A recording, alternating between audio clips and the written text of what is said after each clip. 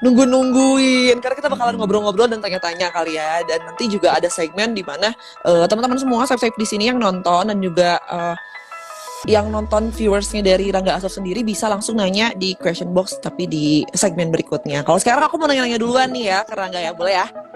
Boleh. Jadi ini kan sebenarnya aku mau flashback gitu ke beberapa waktu lalu, waktu ada sinetron Buku Harian Seorang Istri. Dan waktu lagi itu berjalan itu. Buku hariannya lagi jalan. tapi yang trending itu loh, yang hashtagnya Fajar kesukaan tante. Aduh. Kamu tahu nggak sih? Emang ada? Itu aku nggak tahu. Gara-gara acting kamu jadi Fajar, udah gitu langsung ada trending Fajar kesukaan tante. Kamu tahu nggak sih sebenarnya? Jujur aku nggak tahu sih. Soalnya aku jarang banget buka-buka yang sosmed kayak gitu-gitu. Tapi kalau misalnya emang ada ya, amazing banget. Kok bisa ya? Oh gitu. Oh jadi kamu baru tahu? Kok bukan emak-emak gitu? Tapi kalau menurut kamu sendiri, hashtag itu trending gara-gara apa sih sebenarnya? Sampai ada hashtag ya? Segala trending Fajar kesukaan tante. Apa berarti ya? Bukan emak-emak.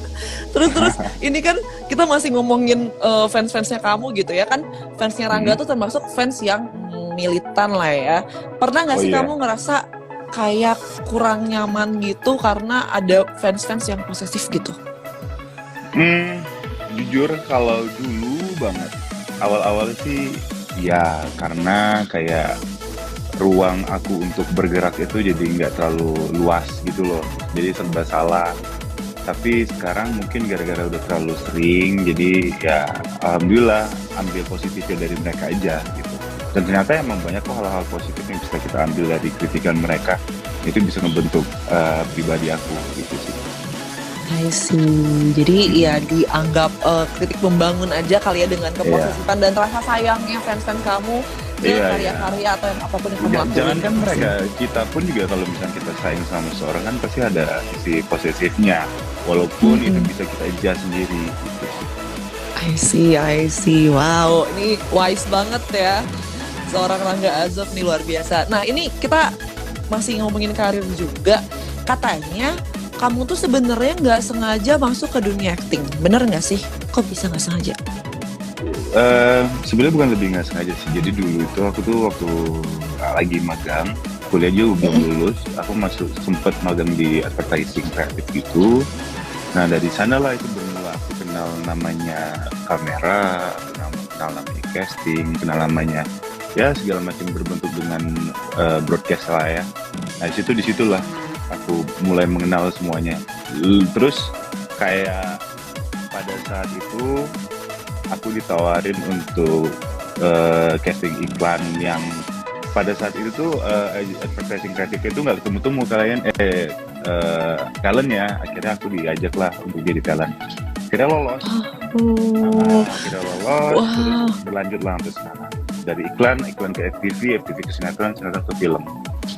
I see. Berarti itu jadi kayak awalnya kamu nggak ada kepikiran dulu ke sana ya sebenarnya, pas magang itu kan magang doang ya.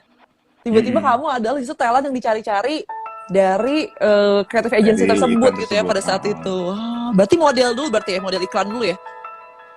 Kalau dibilang model aku juga enggak sih. Lebih kayak tiba-tiba aja ditawarin. Aku juga nggak ada basic acting sama sekali karena emang pada saat di kerja magang itu aku sempat kayak ngestingin beberapa orang gitu. Jadi ini toh yang namanya acting begini. Pas aku di depan kamera pun juga tetap juga kaku-kaku juga sama. I see. Jadi mungkin kayak berbekal pertamanya adalah ngelihat orang casting dulu, tiba-tiba kamu disuruh casting sendiri, and then kamu gitu masuk gitu ya jadi talent di model iklan itu ya. Wow, seru.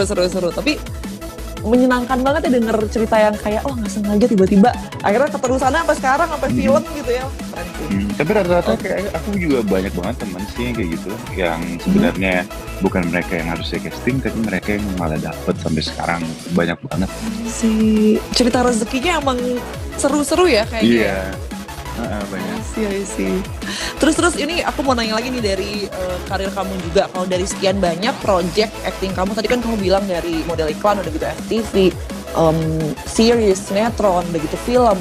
Boleh nggak sih disebutin 1 FTV, 1 sinetron, 1 web series, dan 1 film yang berkesan banget buat seorang Rangga Azov.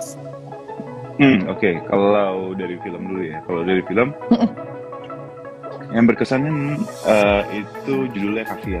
Kafir Bersekutu dengan Setan, itu produksi Star Vision 2018 atau 17 gitu.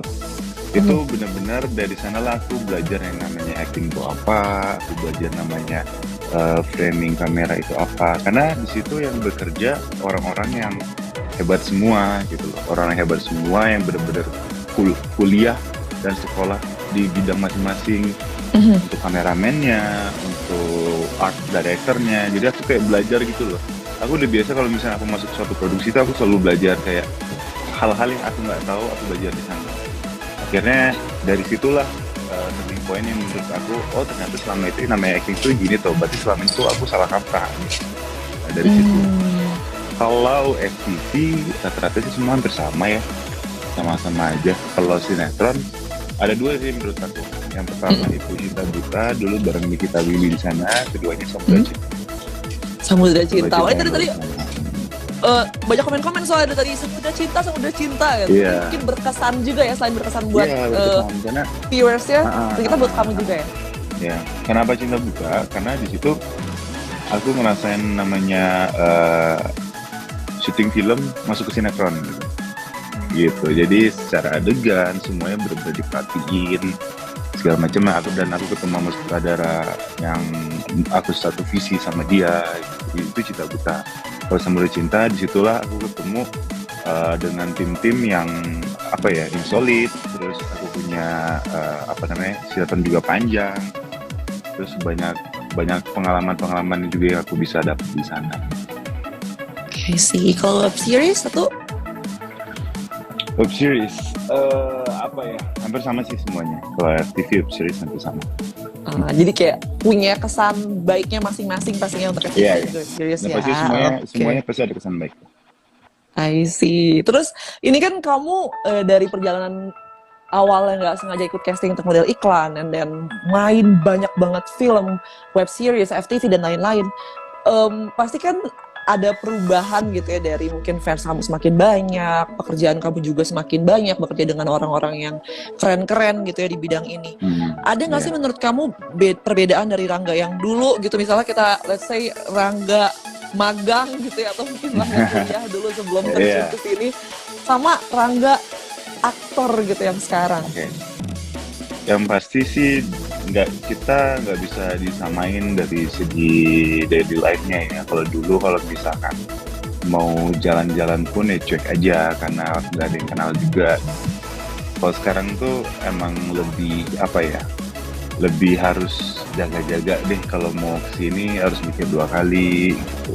Sebetulnya bukan gara-gara takut sama mereka, bukan. Karena kadang-kadang kalau misalnya aku bawa keluarga aku nih, kita jalan-jalan ke suatu tempat,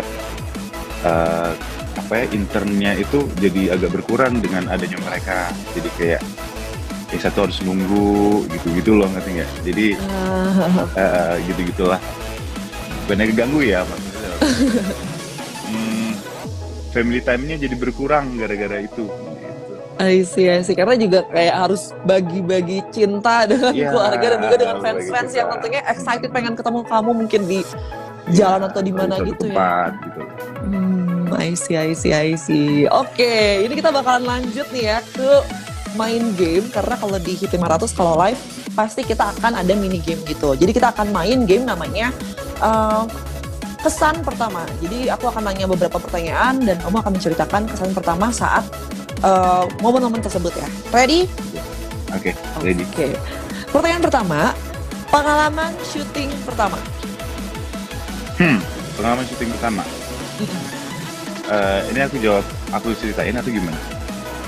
Diceritain aja boleh. Oke. Kayak gimana perasaan juga? Pertama, kalau dari segi acting dulu deh. Kalau misalnya acting dulu, ada satu FTV dulu sama Om Tio Profesor Dewo. Di situ aku ditampar beneran. Nah, disitulah kayak wah, ternyata syuting begini toh gitu. Sempat mau mundur tapi di situ mental lah yang diuji. Kira aku tetap maju. I see. Itu pengalaman pertama yang nggak pernah dilupain sih. Itu kamu sama Om Tio Pakusadewo tuh udah ada ngobrol dulu atau kayak Nggak, pas? nggak ada. Nggak ada, emang adegannya harusnya ditampar. Tapi kan aku nggak tahu kalau suatu produksi itu Beneran ada gitu ya? yang shipping, ada yang bener-bener tampar. Ya, aku bener-bener tampar beneran. Tapi Terus dari gimana? situ juga yang kayak bikin aku, oh unik juga ini pekerjaan ini gitu. Kayak kayaknya aku harus bener-bener gelutin. Menghayati dan juga mendalami di Ya. bidang ini ya pastinya. Oke, menarik. Untuk pertanyaan kedua, kesan pertama kamu ketemu fans untuk pertama kali? Kaget. Karena Kaget, dulu kenapa dari tuh? yang orang-orang nggak tahu siapa sampai ada orang yang tahu satu-satu gitu. Jadi kayak, oh kok orang bisa tahu ya? Itu pertama kali sih. Kalau nggak salah waktu itu ada di Pondok Indah. Pondok Indah ada ibu-ibu. Kok bisa tahu gitu? Itu kaget aja. Kayak satu yang tabu aja dulu. I see. Kayak Ah, kaget gitu ya, oh my god ternyata oh influence gua di kenal dunia ini. tuh gitu. Makanya. I see. Terus kamu pernah gak sih kayak ketemu fans terus kayak ada yang nyubit atau apa gitu yang pengalaman yang unik gitu buat kamu pas kayak ketemu fans? Nyubit sih sering. Pernah sih.